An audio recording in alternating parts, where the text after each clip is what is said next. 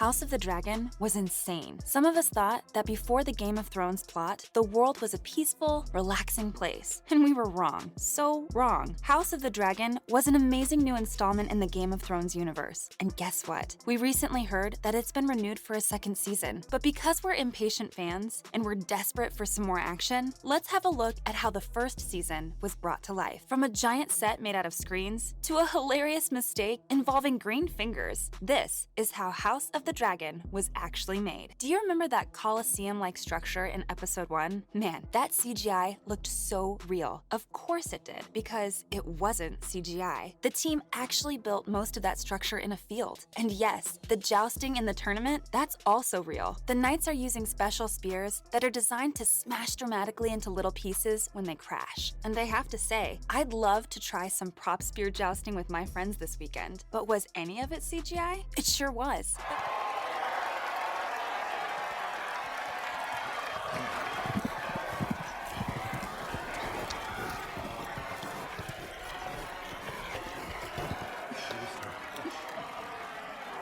But maybe not what you'd expect. The ground was made to look harder, as the ground they actually used was designed to be safe for stuntmen and horses. Stunt horses? Is that a thing? Anyway, apart from the ground, the people in the crowd were also CGI. Well, kind of. There are a few real people doing real movements, but having thousands of real people isn't very practical. So the trick was to copy and paste them randomly all over the place to make it look like thousands.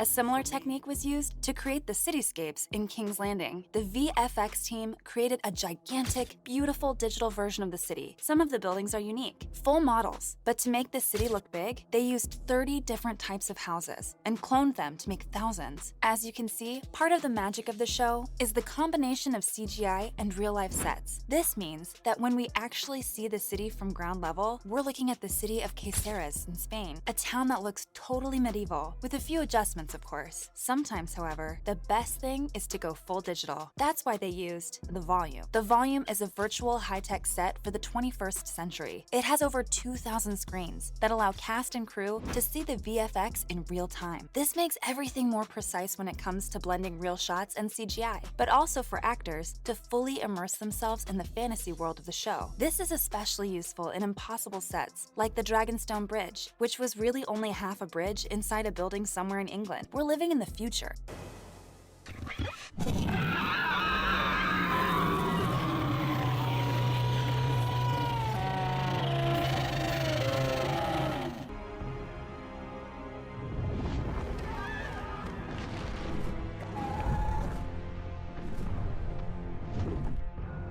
Another cool thing in this show is the ships. Who doesn't love a naval scene? Much like the stadium, the Targaryen ship is pretty much a real ship, or at least a third of a real ship. Once again, new CGI technology is great at backgrounds. That means that epic shots are getting better and better in complicated scenes like these. But it's not all CGI in that boat scene. They actually set up huge water cannons to splash around the characters. That's right, real water, really wet actors. And it wasn't only the water. They also used enormous moving fans to make the sails move in a natural windy way. The prop ship was also still, so the actors had to move in sync when a wave hit, or when a dragon decided to fly by. Sounds fun, right?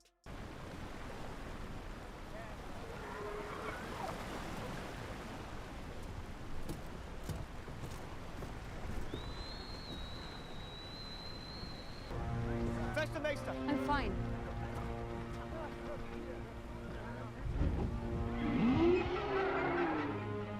CGI wasn't the only new technology that made the show easier. In House of the Dragon, King Viserys spends thousands of hours crafting a model of the old city of Valyria. Luckily for the creators of the show, 3D printers made it a much faster process. I guess back in the day, even kings didn't have 3D printers. The attention to detail in the show is amazing. That's why the model was also perfected by hand, to make sure it looked handcrafted and the material felt real. However, the attention to detail did slip at one point. Did you notice? notice when you saw the show? Throughout the season, we see King Viserys' health decline from a mysterious illness. This was again a magical mix of real and digital, as makeup artists and the VFX team worked together for victory. The job included putting patches on parts of his face. These patches were later edited with VFX to make him look older and frail. The results were fantastic. However, it didn't all work out as planned. Viserys has 2 of his fingers amputated due to infectious cuts. Ugh. Anyway, these fingers weren't supposed to show up again, obviously, but they did an epic slip-up. In the final cut,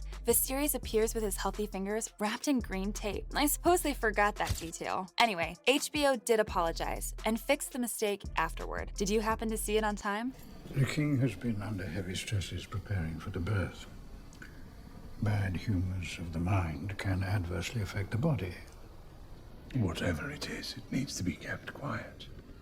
Must have been so frustrating for the creators. Imagine all that work to create enormous cities and battles, but you get caught with a tiny little detail like that. Ouch. Anyway, talking about enormous cities and battles, was there anything more epic in the series? Right, there sure was. The dragons. Who doesn't love dragons? Especially an enormous dragon like Vhagar. How big was that thing? Well, the idea is dragons just keep growing as long as they're alive, and Vhagar is 130 years old. So I guess it makes sense that he's nearly 500 feet long. That's like the Washington Memorial if it grew wings and could breathe fire. The House of the Dragon lived up to its name and made these creatures very important characters. There are over 1,000 VFX shots in this season, and yeah, most of them are dragon related. I suppose they couldn't find any real dragon actors. Annoying.